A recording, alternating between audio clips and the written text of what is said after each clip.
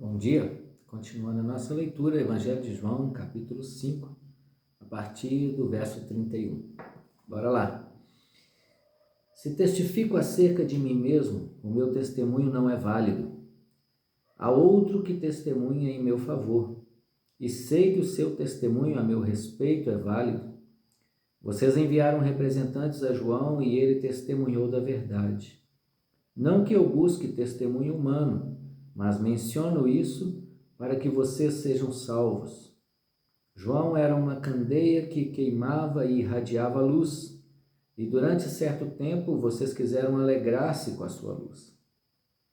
Eu tenho um testemunho maior do que o de João, a própria obra que o Pai me deu para concluir e que estou realizando.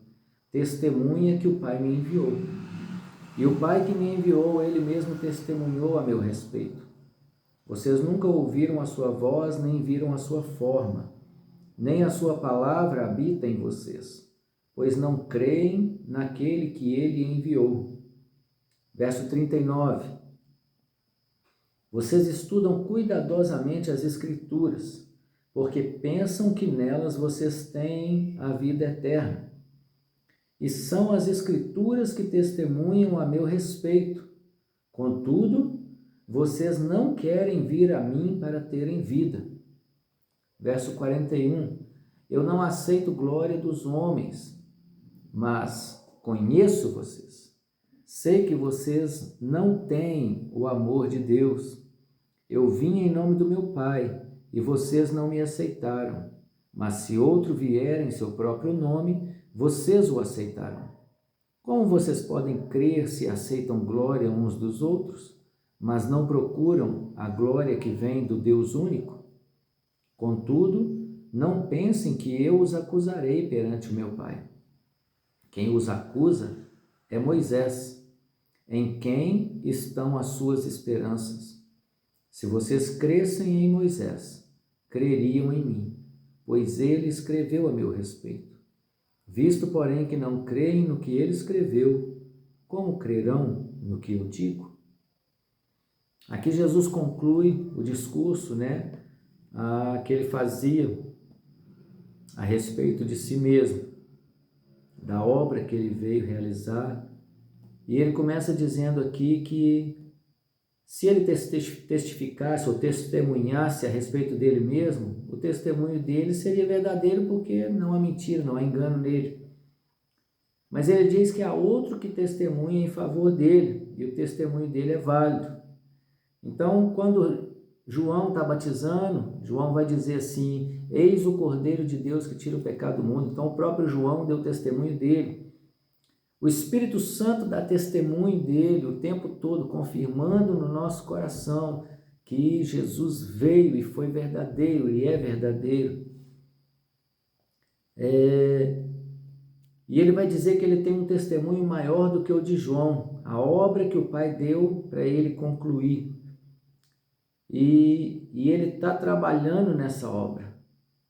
Então, qual que era a obra para Jesus concluir? Olha que interessante. A obra de Jesus, ela vai muito além do sacrifício na cruz. O sacrifício na cruz culmina a obra de Jesus. Mas a obra de Jesus foi ensinar as pessoas a conhecer a Deus, a amar a Deus e a desejar ter um relacionamento com Deus e restaurar a conexão das pessoas com Deus. Essa foi a obra. E ele conclui essa obra na cruz do Calvário. Jesus é o único caminho de acesso a Deus. E aqui no verso 39, olha só, ele vai dizer assim, ali para os fariseus, para os mestres da lei, para aqueles que eram estudiosos da lei de Moisés, ele vai dizer assim: vocês estudam cuidadosamente as Escrituras, porque vocês pensam que nelas vocês vão encontrar a vida eterna. E são as Escrituras que testemunham ao meu respeito. Contudo, vocês não querem vir a mim para terem vida. Então eles estudavam a Escritura, via que a Escritura falava do Messias, que a Escritura testemunhava a respeito dele, mas eles estavam cegos, eles não queriam enxergar, eles estavam orgulhosos demais para reconhecer que Jesus era o Messias. E quantas pessoas hoje ainda estão orgulhosas demais e não reconhecem Jesus como Salvador, como Messias, como Senhor. A partir do 41 ele vai dizer assim: eu não aceito glória dos homens, mas conheço vocês.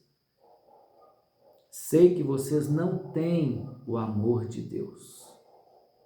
Olha só, a afirmação dura de Jesus, né? Ele está dizendo para eles: vocês não têm o amor de Deus. Porque o amor de Deus, ele transforma o ser humano. Eles estavam legalistas, eles estavam agindo em cima de uma legislação, mas sem um pingo de amor, de preocupação com as pessoas.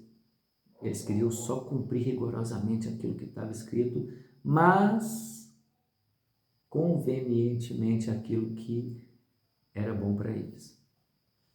E Jesus vai bater de frente com os fariseus, com os mestres da lei, muitas vezes.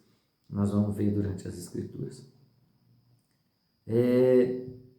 O 45 diz assim: contudo, não pensem que eu os acusarei perante o meu Pai. Quem os acusa é Moisés, ou a lei de Moisés, em quem estão as suas esperanças. Se vocês acreditassem em Moisés, acreditariam também em mim, pois ele escreveu a meu respeito. Moisés, quando cita Moisés, ele está falando da lei. Então a lei falou a respeito de Jesus, Moisés falou a respeito de Jesus. E naquele dia de juízo, quando todos estiverem diante do Pai, Jesus, ele vai julgar a humanidade, porque ele veio primeiro para salvar aqueles que creem. Mas aqueles que não querem crer, que escolhem não crer, eles vão estar diante do tribunal de Cristo naquele dia. E a própria lei de Moisés, que os fariseus se apoiavam nela, vai ser a lei que vai condená-los todos para o inferno. Porque não creram no Messias, não creram em Jesus, não creram no Senhor, no Salvador. É isso, nós concluímos o capítulo 5. E a pergunta é: você crê? Você recebe Jesus como único Senhor e Salvador da sua vida? A minha missão é ensinar, a do Espírito Santo, é colocar essa semente no seu coração para que você creia, para que Jesus possa te salvar. Tenha um dia abençoado, cheio da presença de Deus. Ore e peça ao Senhor para te dar entendimento desse texto e de todos os outros textos. Leia a sua Bíblia todos os dias. Tenha um relacionamento com Deus. Essa foi a missão de Jesus. Vir para reconciliar eu e você com o Senhor. E que nós possamos ter essa presença gostosa de Deus na nossa vida em nome de Jesus. Deus abençoe seu dia. Até amanhã.